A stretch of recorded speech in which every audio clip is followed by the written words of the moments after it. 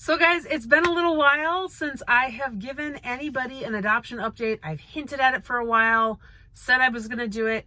Truth was, I was going to do this video several times, and every time I actually prepared to do it, something else changed.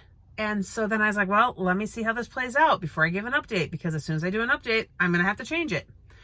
Okay, I think we are finally to a point where I can tell you guys everything. The last few months have been absolutely crazy on this journey. So I'm going to run through this as quick as I can so this video doesn't get too long. But guys, it's exciting. Stick around for all of the news. Okay, so as you may or may not know, in fact, here's a really quick background run. My husband, Sean, and I, we have 7 biological children. For 2 years now, we have been working through a private adoption agency to adopt domestically. We are not looking at international. We were not looking at infant. We are talking primarily older children out of foster care. There are not that many adoption agencies that work with foster care systems, but they do exist. Why are we going through a private agency and not the state? Because in the state of South Dakota, there is a limit of 6 children in the home in order to be licensed to work with them. Because we already have 7, we're over those limits. Even though our oldest, here this last week now, has turned 18, that means we still have 6 minors in the home. We still can't do it. So we went through a private agency because that is a sort of loophole. Okay, so there's that quick rundown. So for 2 years now, we have been on this journey. It all started with a single child whose profile really caught our attention because for years, and I'm talking like 10 plus, I have received the Rainbow Kids updates. If you don't know what Rainbow Kids is, you can check out their website. You do have to register for an account in order to see any profiles or get any information or anything.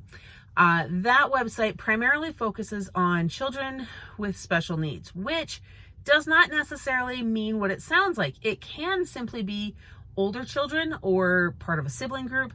Those will qualify kids as somebody with special needs. Not to mention any child coming out of the foster care system or an orphanage, regardless where they're at or whatever, they're going to have some form of trauma because there is a form of separation that has happened.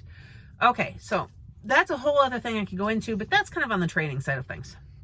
I'm not going to do that today. I am updating today.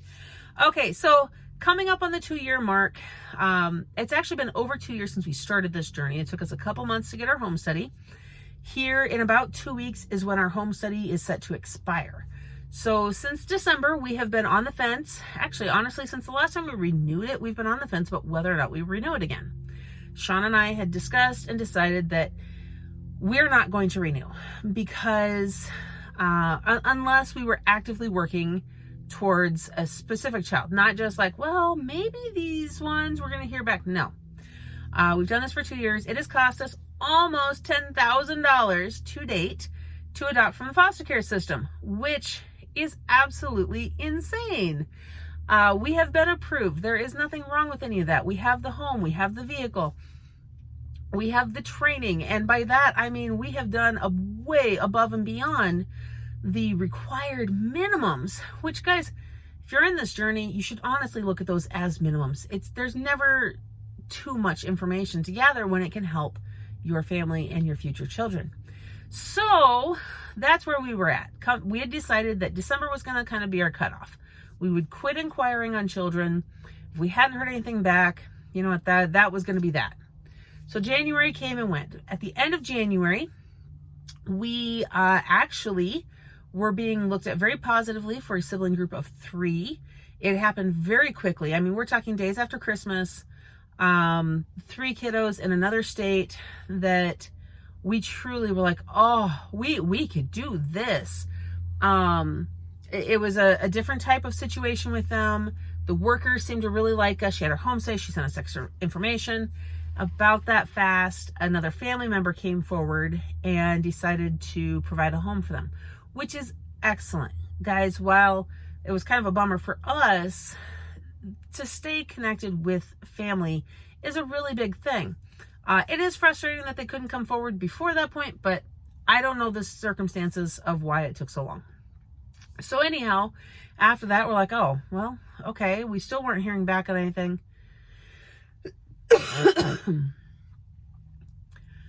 And I know that there were some other kiddos in there that we had, the workers had requested our home study and stuff. So we're like, okay, but guys, we've done this. I've run through the statistics before. Let me just tell you that all those numbers are even higher now. And I don't even remember what they were for sure. I know well over 100 as far as how many kids we had inquired on, how many times we'd sent out our home study, how many kids we'd even ruled out after our worker looked at the backside of their profiles before we even asked for more information. So fast forward a little bit. By the end of January, we were thinking, you know what, this is it. You know, unless something crazy happens and we are contacted between now and when it renews, or when it's supposed to renew, we're not. Like, this is the end of our journey, and we were accepting that. Kind of sucked, but we were accepting that. So, here's where things get interesting. The world has gone crazy. So let's start there. Everything is shut down, but as you guys may have heard, there are reports coming from almost every state about the increase in the rates of abuse. Some of it directly related to alcohol and drug use as well. But there are a lot of kiddos who would have normally been in school, which is a safe place for a lot of kids. Not all kids, but a lot of kids. And they don't have that safe place right now. There are kids whose only guaranteed meals were happening at the school. You know, they got breakfast and lunch there. They may not know if they were getting dinner on any given night, but they knew that they were getting those 2 meals at least. Again, those are kids who are not getting that right now. So, and summer programs are not happening. Like, there's all these things that are not happening. So there's a lot of states that are seeing increases in reports, as well as just removals in general because of things that are happening. South Dakota is not immune to that. Now, I have heard that we're not seeing the increase yet, but they are bracing for it still. Because while things are still shut down, it's one thing. Once things start to open back up and people start to see other people again, that's when they're really preparing for these reports to come in. So with that, the state has decided to, and I'm hearing this from other friends that do foster care and stuff, they're doing exceptions to that 6-child limit rule, which means that they can decide if a family can handle more kids or not. And because of the type of home study we have, the fact that we are approved to adopt from foster care, and because our worker is actually licensed in the state to issue foster care licenses, we have become kind of this rare exception. So she is actually working right now to issue us a foster care license. Now, we're not doing it just to do foster care. It actually goes a little bit farther than that. There are a couple of kiddos that we inquired on back in like October, November. And I think we inquired on like in October. The worker had asked for a home study in November, and we just didn't hear anything, And like so many cases that happened, so we just kind of wrote them off. We're like, you know what, we're not hearing anything. But it turns out, you know, they were just busy. And I gotta think how to word this here, because guys, I can't release information. So these are some kiddos that are in state and they need a different home for, but the problem is they cannot place them in an actual adoptive placement at this point in time for other reasons.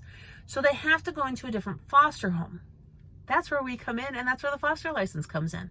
So they kind of approached us with this, and we agreed. There's a lot of risk involved because we are becoming a foster family specifically for these kids, that there is no guarantee at this point in time that we will be the first option when adoption truly comes on the table.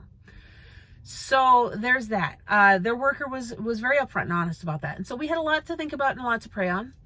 He told us that he's still going to consider other families because there's some reasons for them to think maybe out of state or just a different type of family. But because we're in state, we're convenient.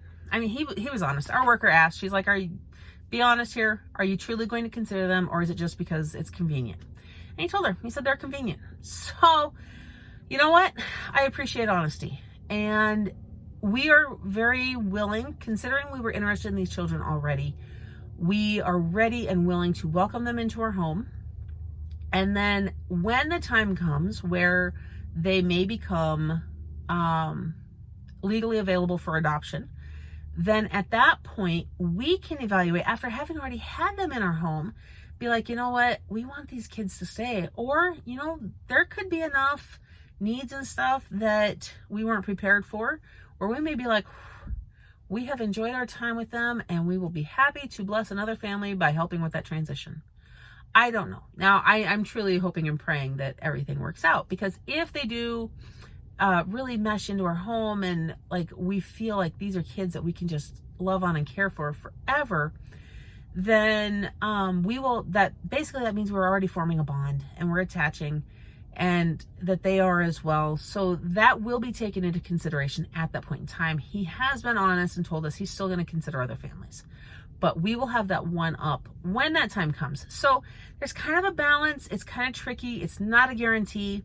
In the meantime, what we do know for fact is that we are being licensed as a foster family. We are taking them as a foster placement. Should they be moved and the state of South Dakota decide to continue with those exceptions, they may ask us to take other placements. That is going to be with the knowledge that we are a primarily adoption-focused family. So we will probably not ever be taking like fresh placements, meaning a child who is just removed and coming straight into our house. Chances are, if that were to happen, our home will be set for other children who need to be moved out of other homes for reasons that are not going to put the other kids in the home at risk. If they're being asked to move because, you know, they tried strangling another child or something, probably not going to go ahead and say, yeah, bring them on over. But if it's a family shutting down their home for whatever reason or something else, a reason that's not a result of the child, then yeah, you know what, bring them on over. Let's go from there. So there it is. Guys, what an update. The fact that some progress is moving. Now, I guess what I should touch back on really quick too is because we are doing this, because we're getting licensed as a foster family, that means we have to keep our home study active. So after having not planned to do it, in fact, we told our worker, I don't know why my necklace keeps itching me over here. Sorry. We had literally just had the conversation with our worker that, you know what, hey, this has been a fun ride, but without any forward movement on anything else, we're not intending to renew. I had just had that conversation with her the week prior when all of this came about. So it's kind of funny how God's hand plays in all of that and shows us what exactly we should actually be doing. So obviously we were meant to renew. So we're all rushing to do that in the middle of a time when we can't rush to do any of that. In fact, I have to make some phone calls here to figure out, because part of a home study is doing physicals. You can't do that right now. Our doctor's offices are not doing them. So we're trying to figure out how exactly this is going to work. So I've got to make some more phone calls here and get that done. Now, I am also going to say I have no idea what the timeframes are on this. This is a situation, because of everything being somewhat shut down, they're being very cautious and slow. The kiddos do need to move out of where they're at, but I don't think they're on a deadline at this point. We're also getting really conflicting information from different people on that, because one worker makes it sound like, hey, this is going to happen immediately. I mean, like, we were asked, like, are you ready?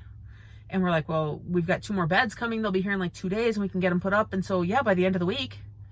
And he's like, okay. And then another worker is like, well, we're going to do this really slowly and maybe end of July, August. And then there's another worker who's like in the middle of the two. So we have no idea on that. So I don't know. I am going, because these are going to be foster kiddos, not adoptive placement, I'm going to have to be extra careful to make sure that nobody is showing up in videos that's not supposed to, which is also why I'm very thankful that a while back my channel seemed to naturally transition over primarily into my meal planning and the grocery hauls and just random updates and stuff like this, where the kids aren't in a lot of them. So you are going to see one coming up here though. I didn't get it up last week, so it's going to be up this week, of our oldest daughter who turned 18 and how we did that. So there's kids in that video, but the extra ones aren't with us yet. All right, I'm rambling. It's all good. I hope you guys have enjoyed this update. Leave any positive thoughts or comments down in the comment section down below. I'd love to hear it. Words of encouragement or anything else. In the meantime, I hope you're having a blessed day. Don't forget to like this video, subscribe to my channel, and hit that notification bell so you don't miss everything coming up next. And I'm going to see you in the next one.